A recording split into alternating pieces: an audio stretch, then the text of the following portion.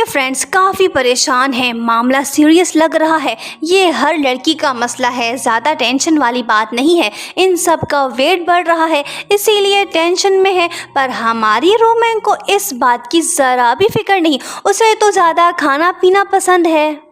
जब वो क्लास में चिप्स खा रही होती है तो तभी फ्रेंड उससे कहती है कि तुम इतना खाती हो फिर भी स्लिम दिखती हो। वो कहती है कि मैं हूँ ही स्लिम। जब किसी से प्यार होता है तो उसकी हर चीज़ पसंद आने लगती है। शान सोंग रोमैन की तरफ देख के मुस्कुरा रहा है, मतलब कि उसे प्यार का बुखार हो गया है। थाईलैंड से एक्सचेंज स्टूडेंट्स जल्द ही यंगमिन स्कूल आ रहे हैं। बाहर से आ रहे हैं तो उनकी मेहमान नवाजी तो करनी पड़ेगी, इसीलिए डायरेक्टर शान सोंग को ये टास्क सौंपता है। पर एक लड़की भी उसे सेलेक्ट करनी है। शान सोंग रोमैन का नाम लेता है। ओए होए, ये तो कमाल हो गया। ये सुन के टीचर जाओ की हंसी निकल जाती है, क्योंकि वो जानती है कि दोनों टॉम एंड जेरी की तरह लड़ते हैं। हिस्ट्री से हमें पता चलता है कि एक दूसरे से नफरत करने वाले ही बाद में लवर्स बन जाते हैं। शान सोंग की फरमाइश पे डायरेक्टर रोमैन को भी सेलेक्ट कर लेता है, पर उसे मालूम ही नहीं कि शान सोंग ने उसकी सिफारिश की थी। वो कहती है कि मैं पहले ही बिजी हूँ, ऊपर से उस डायरेक्टर ने मुझे ये काम भी दे दिया। वो कहता है कि क्या तुम्हें थाई लैंग्वेज आती है? वो कहती है कि मुझे इंग्लिश नहीं आती, तो थाई कहाँ से आएगी? तुम खुश ऐसे हो रहे हो जैसे तुम पैदाइशी थाई हो, क्या तुम्हें थाई आती है? वो कहता है कि हाँ मुझे तो आती है, थाई बोलना काफ़ी आसान है। तुम्हारी फ्रेंड्स तो अपना वेट कम करने में लगी हुई हैं, तुम्हारा क्या? वो कहती है कि मूड नहीं है। वो कहता है कि ओके, तो 1 साल बाद तुम इस जैसी दिखोगी। ये बोल के वो चला जाता है। रोमैन इस बात को समझ गई है कि शान सोंग को फैट गर्ल्स पसंद नहीं। रात को रोमैन थाई सीखने लग जाती है। वो खुद से कहती है कि उस बंदर को थाई आती है तो मैं भी थाई सीखूंगी, चाहे कुछ भी हो जाए मैं थाई सीख के रहूंगी। पूरी रात वो यही करती है। Next morning Thai students school पहुंचते हैं। रोमैन, शान सोंग और डायरेक्टर उनका वेलकम कर रहे हैं।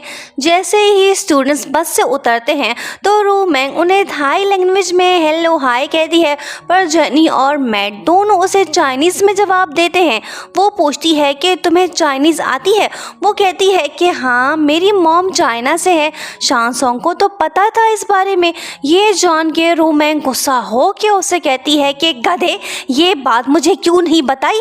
सारी रात जाके मेरी हालत खराब हो गई। जेनी शान सोंग से फ्री होके बातें करने लगती है और कहती है कि तुम तो काफ़ी हैंडसम हो।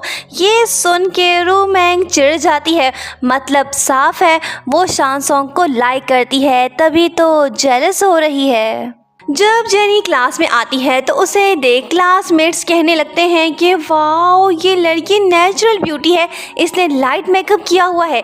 ये सुन के रोमैन और भी जेलस होती है। जेनी उसके पास आती है और उसे गिफ्ट देती है। वो उसे थैंक्स बोलती है। रोमैन सोचती है कि ये लड़की यहाँ पे इश्क करने आई है या पढ़ने। ये क्यों शान सोंग के साथ चुपक के बैठी हुई है? इसकी नीयत मुझे सही नहीं लग रही। लंच टाइम हो गया है। शान सोंग जेनी से कहता है कि तुम मीट बॉल्स ले लो, वो मज़ेदार है। वो कहती है कि ओके, मैं यही लेती हूँ। दोनों की बातें रोमैन सुन रही है। वो क्या फील कर रही होगी ये हम समझ सकते हैं। शान सोंग रोमैन से कहता है कि क्या तुम ये खाओगी? वो कहती है कि तू ही खा, मेरी भूख मिट गई है। लिन शिन तो फेमस है दूसरों को बेवकूफ़ बनाने में। जो उसने रोमैन के साथ किया था वही वो जेनी के साथ करना चाहती है, पर इस बार उसका सामना दिमाग वाली लड़की के साथ हुआ है। वो उसकी चालबाजी को समझ गई है। लिन शिन का प्लान फ्लॉप हुआ। जब जेनी मैन होल के अंदर जाती है तो वो शान सोंग को वहाँ पे देखती है। ये तो अच्छा नहीं हुआ। शान सोंग नहीं चाहता कि किसी को इस जगह के बारे में पता चले। जेनी उससे कहती है कि फिक्र मत करो, मैं किसी को नहीं बताऊंगी।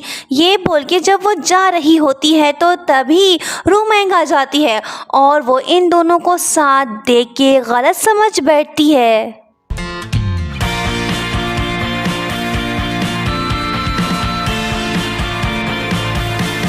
कहानी और भी ज़्यादा इंटरेस्टिंग हो गई है। मिलते हैं नेक्स्ट पार्ट में।